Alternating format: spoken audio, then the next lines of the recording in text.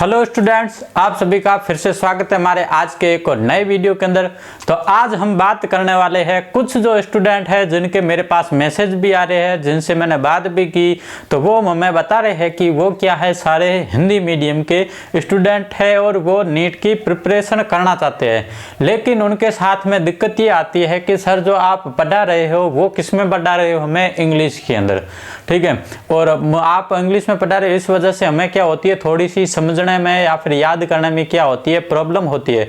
तो मैं ऐसे सारे जितने भी जो स्टूडेंट हैं उन सारे स्टूडेंट से मैं सिर्फ यही कहना चाहता हूं कि जो भी अगर हम पढ़ाते हैं उसके अंदर तो हम जो टर्म्स जो यूज करते हैं वो मेडिकली जो टर्म्स अगर होती है या फिर जो साइंस की टर्म्स होती है उसका अगर हम नाम जो है वो नाम सिर्फ हमें किस में याद रखना है, इंग्लिश में अगर अच्छा नाम याद रखे तो वो क्या रहता है, थोड़ा सा बेटर रहता है। और हिंदी के नाम भी थोड़े से क्या होते हैं, अजीब रहते हैं और उसे अपन याद करने में भी हमें क्या आती है, कठिनाई आती है। फिर अगर हम बात करते हैं जैसे कि स्वीटेस्ट शुगर फ्रक्टोज है, तो इसके अंदर मुझे नहीं लगता है कि मतलब ये जो एक सिंपल सी लाइन है कि हिंदी वाला बच्चा इसको समझ नहीं पाएगा, इतनी उसको इंग्लिश आनी भी चाहिए। क्योंकि आप क्या कर रहे हो, नीट की प्रिपरेशन कर रहे हो।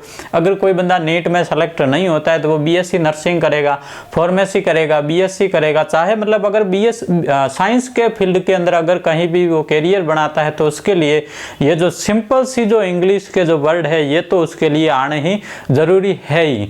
तो इस चीज से अपने को क्या है, दूर नहीं भागना, इससे अपने को डरना नहीं है। क्या है, अगर कुछ भी हिंदी का कुछ भी अगर इंग्लिश का वर्ड आते हैं तो उन वर्ड से डरना नहीं है। तो उससे अपने को क्या करना है, सीखना है। क्या करना है, अपने को डरना नहीं है, उन सारी चीजों से सीखना है।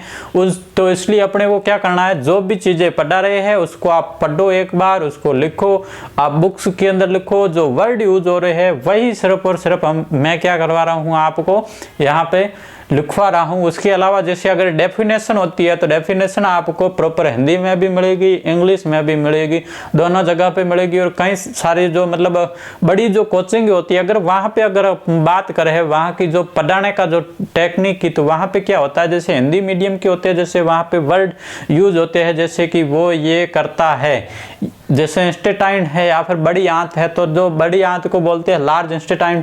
तो फिर लार्ज इंस्टेटाइन इतनी बड़ी होती है, इससे इतनी छोटी होती है। स्मॉल इंस्टेटाइन का ये कार्य होता है, तो जैसे कार्य है तो कार्य को फंक्शन बोलते हैं, तो का ये होता है, तो होता है, करता है, रहते हैं, पढ़ते हैं, ऐसे जो वर्ड है वो सारी चीजें किस में होती है, हिंदी में होती है। लेकिन बाकी जो बेसिक जो टर्म है वो किस में होती है, इंग्लिश में। और आप सभी को मैं यही कहना चाहता हूँ कि ये सारी जो चीजें आपको इंग्लिश में अगर आप पढ़ोगे तो आपके लिए बेटर रहेगा। एंड उसके बाद में जो एनटीए क्या बनाती है, पेपर, अपन जो नीट का जो पेपर देते हैं वो कौन बनाता है, एनटीए बनाता है। और एनटीए अगर कोई भी क्वेश्चन डाउट में चला जाता है, कुछ भी अगर उसमें गलती होती है तो वो किसको मानते हैं, सही, इंग्लिश वाले को सही मानते हैं। फिर अगर हम बात करते हैं हिंदी और इंग्लिश के, जब वहां पे ट्रांसलेट करते हैं तो वो ट्रांसलेटर जो होते हैं वो उनको एनसीईआरटी वगैरह से मतलब नहीं होता, वो प्योर हिंदी का कोई भी शब्द दे देते हैं। जैसे हमारे शरीर के अंदर एक अस्थि है फीमर, और फीमर अस्थि को हम बोलते हैं उरु अस्थि। क्या बोलते हैं, उरु अस्थि हिंदी के अंदर।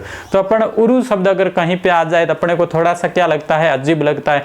जैसे दांत है, दांत के अंदर अगर अपन इंसिजर, कैनाइन, मोलर, प्रीमोलर अगर ऐसा याद रखे तब याद रह जाते आसानी से। चवर्णक, अग्र चवर्णक, कर्तनक, रदनक, ये थोड़े से अजीब से थोड़े से लगते हैं, क्योंकि फिर और उसके बाद में उसका यूज भी कहीं नहीं आ रहा है। इसलिए मैं आप सभी से रिक्वेस्ट करूंगा कि जैसे मैं पढ़ा रहा हूं वे बिल्कुल सिंपल तरीके से मैं आपको करवा रहा हूं, तो ऐसे आप वीडियो को कंटिन्यू देखें एंड उसके बाद में आप थोड़ा सा इंग्लिश सीखने की कोशिश करें, ताकि आप क्या करें, अच्छे से मतलब तैयारी कर पाए और आप अपना नीट के अंदर भी बहुत ही ज़्यादा बेस्ट दे पाए। All the best.